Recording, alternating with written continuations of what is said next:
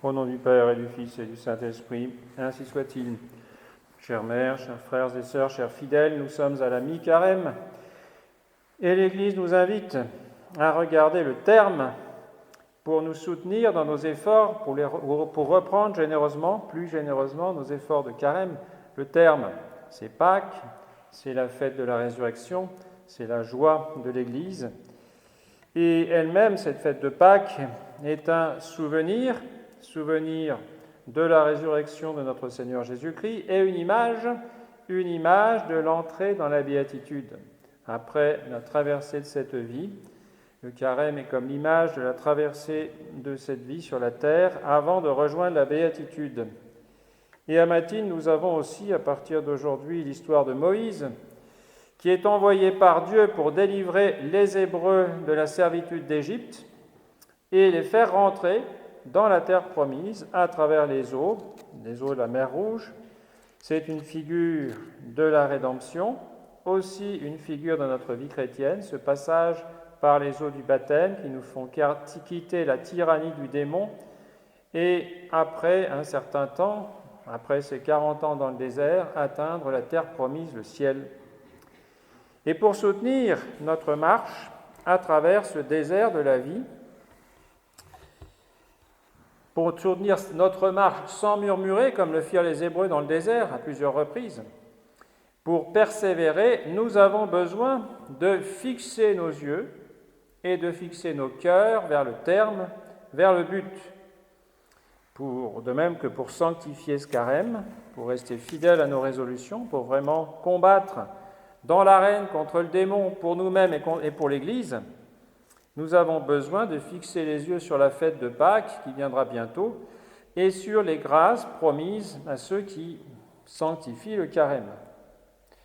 Mais quelle est cette force particulière qui nous fixe ainsi au terme, non pas ici au terme du carême, mais au terme de notre vie chrétienne, à la béatitude? Quelle est cette force qui nous fait marcher toujours, malgré le brouillard, malgré les épreuves, malgré la faim, malgré la fatigue? C'est la vertu d'espérance. C'est cette vertu surnaturelle qui nous porte déjà au terme. Qu'est-ce que c'est l'espérance? On peut la comparer à une encre surnaturelle, qui nous attache fermement déjà au port, au ciel, qui nous fait posséder de façon anticipée le ciel, de même que les marins qui sont sur le navire et qui ont mouillé l'ancre dans une rade, ils savent qu'ils sont en sécurité dans une baie ou dans un port et qu'ils peuvent retourner, qu'ils pourront bientôt aller à terre. Nous avons, grâce à cet encre surnaturel, nous avons une certitude d'atteindre le ciel. Certitude du côté de Dieu, certitude du secours de Dieu pour atteindre le ciel.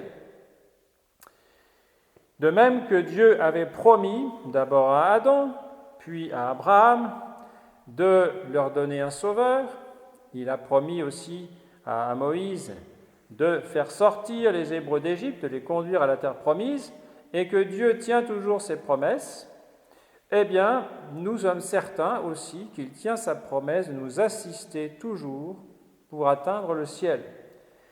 Certes, nous pouvons être infidèles. Certes, nous pouvons abandonner le chemin, parce que nous sommes libres et que Dieu ne force pas notre liberté. Mais cette incertitude qui vient de nous est secondaire. La vertu d'espérance s'appuie sur Dieu, qui est beaucoup plus fort, qui est beaucoup plus fidèle. Et c'est une certitude non pas spéculative qui fasse que nous soyons certains déjà à l'avance d'atteindre le ciel. C'était le cas pour certains saints ou pour les enfants de Fatima. La Sainte Vierge leur a dit « Oui, vous irez au ciel ». Alors ils avaient cette certitude spéculative.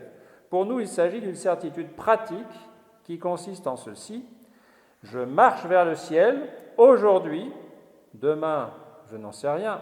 Aujourd'hui, je marche vers le ciel avec la certitude que je recevrai toujours de Dieu tous les secours nécessaires pour passer à travers ce désert et traverser les épreuves. À chaque jour suffit sa peine. Aujourd'hui, j'ai l'espérance et demain, je l'aurai aussi. Nous n'avons pas à faire des conjectures sur l'avenir, sur notre fidélité ou notre infidélité. Aujourd'hui, nous marchons vers le ciel, appuyés sur la vertu d'espérance. C'est donc une vertu qui n'est pas passive, c'est une vertu dynamique. Il ne s'agit pas d'attendre passivement que le ciel nous tombe tout cuit dans le bec. Il faut faire tout son possible, mais appuyé, rassuré par la certitude du secours de Dieu. On peut prendre une comparaison dans l'ordre naturel. Lorsque le lion voit une gazelle éloignée, il va se dire, est-ce que je poursuis la gazelle ou non? Et s'il a l'espoir de pouvoir l'atteindre, parce qu'il court vite, elle n'est pas encore trop éloignée, mu par cet espoir, il s'élance de toutes ses forces pour la saisir et la croquer. C'est ce que fait avec nous l'espérance au niveau surnaturel. Nous avons plus qu'un espoir, nous avons une certitude d'atteindre le ciel, alors nous marchons. Et saint Thomas, dans une toute petite phrase,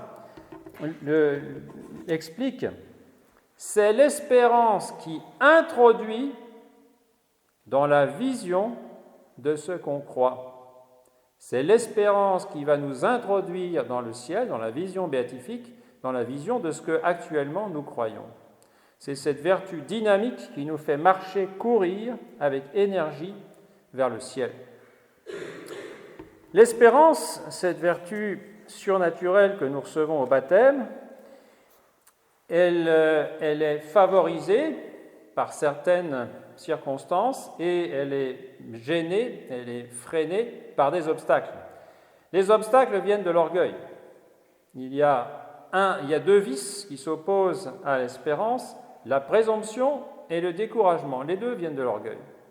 La présomption, c'est l'obstacle pour les nantis, qu'ils soient nantis de biens matériels ou qu'ils soient nantis de biens spirituels ou intellectuels. Ils sont en pratique, sinon en théorie, ils sont en pratique convaincus qu'ils n'ont pas besoin de Dieu.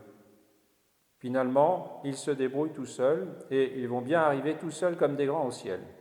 Les présomptueux, c'était le cas des pharisiens au temps de notre Seigneur, qui étaient sûrs qu'en suivant la loi, en suivant toutes les prescriptions des pharisiens, cela suffisait pour être sauvé. Pas besoin d'avoir le cœur pur, ce n'était pas nécessaire, il suffisait de suivre à la lettre les commandements et ça suffisait. Et donc ils n'ont jamais cherché Jésus parce qu'ils se sentaient suffisants, ils n'avaient besoin de personne d'autre pour atteindre le ciel. Et puis le découragement, c'est le dépit de ne pas arriver tout seul à devenir saint, de ne pas arriver, semble-t-il, à faire vraiment des progrès ou d'être lent dans ses progrès. On est dépité, on est déçu de soi-même, on se décourage, je n'y arriverai jamais. Les deux viennent de l'orgueil. Et puis il y a des appuis de l'espérance, c'est d'abord l'effort persévérant, et on pourrait dire un effort aveugle, parce qu'on marche jour après jour, un pas après l'autre, sans savoir ce que sera demain, mais on continue, appuyé sur l'espérance, comme dans un nuage, de même que les Hébreux marchaient derrière la nuée la nuit, la nuée lumineuse, et puis le jour, ils traversaient ce désert, conduits par Dieu, sans savoir quand ils en sortiraient, mais ils continuaient de marcher. Cet effort persévérant nous obtient le mérite et fait grandir l'espérance. Notre Seigneur dit bien « Le royaume des cieux est emporté de force et ce sont les violents qui s'en emparent. » Un effort persévérant. Ensuite, autre appui, mais qui ne dépend pas de nous, ce sont les épreuves et les difficultés de cette vie. Parce qu'en effet, là se révèle le fond du cœur. Et là, dans l'épreuve, nous sommes obligés de nous appuyer beaucoup plus surnaturellement pour Dieu parce que humainement, il n'y a plus d'appui. Alors les épreuves nous aident à ce que l'espérance soit de plus en plus pure, appuyée uniquement sur le secours de Dieu. L'exemple magnifique d'espérance que nous avons, c'est Abraham. Abraham, qui a reçu de multiples promesses de Dieu, qui a toujours été fidèle, qui n'avait pas, lui, les sacrements, qui n'avait pas la Sainte Eucharistie, qui n'avait pas la Sainte Vierge, et qui a toujours été parfaitement fidèle. D'abord, Dieu lui demande « d'abandonner son pays, sa parenté, en Mésopotamie, il part. Et Dieu ne lui dit pas encore où il va aller. Il part, il abandonne tout. Puis, Dieu lui promet un fils qui, dit-il, ce fils, ce sera l'origine de sa descendance, nombreuse comme les grains de sable de la mer. Seulement, il a 100 ans et sa femme à peu près aussi. Et il espère, il y croit. Et puis, quand ce fils est né, qu'il a environ 30 ans, Dieu lui dit, prends ton fils, celui que tu aimes, et sacrifie-le-moi, lui qui doit être l'origine de sa descendance. Et saint Paul souligne, eh bien, il avait l'espérance que Dieu pouvait soit ressusciter Isaac après le sacrifice, soit lui donner un autre fils. En tous les cas, Abraham obéit dans l'espérance. Espérance parfaite d'Abraham. Extraordinaire. En effet, les épreuves purifient l'espérance. C'est ce que dit saint Paul aux Romains. Nous nous glorifions dans les tribulations, sachant que la tribulation produit la constance, la persévérance, la constance une vertu éprouvée, et la vertu éprouvée produit l'espérance. Enfin, autre appui de l'espérance, c'est le contraire de la richesse, c'est la sobriété. Vouloir posséder peu pour s'appuyer avant tout sur Dieu. Vouloir ne pas se confier dans les richesses matérielles ou spirituelles, puisque la suffisance ou le superflu conduisent à la présomption. Vivre spirituellement au jour le jour, s'abandonner pour le temporel à notre Seigneur Jésus-Christ, ce qui ne signifie pas qu'il faille renoncer à la prudence et prévoir, au moins en général, le temporel, mais que dans le cœur, on se confie avant tout à notre Seigneur Jésus-Christ. Les fruits de l'espérance sont magnifiques. Ce sont eux qui nous stabilisent dans cette marche, dans cette course vers le ciel. Fruit de l'espérance, c'est l'abandon. L'exercice habituel de l'espérance, cet appui volontaire et surnaturel sur Dieu, cet exercice mêlé de charité, imprégné d'amour filial, conduit à l'abandon. L'abandon, c'est tout simplement l'attitude de l'enfant dans les bras de ses parents, dans les bras de sa mère, dans les bras de son père, en parfaite sécurité. Vous voyez, il peut dormir même dans un voyage, dans une situation inconfortable, il est dans les bras de ses parents, il dort tranquille. Il est complètement abandonné, quelles que soient les circonstances. Voilà ce que produit l'espérance. Et puis, cet abandon produit la paix. La paix au fond de l'âme.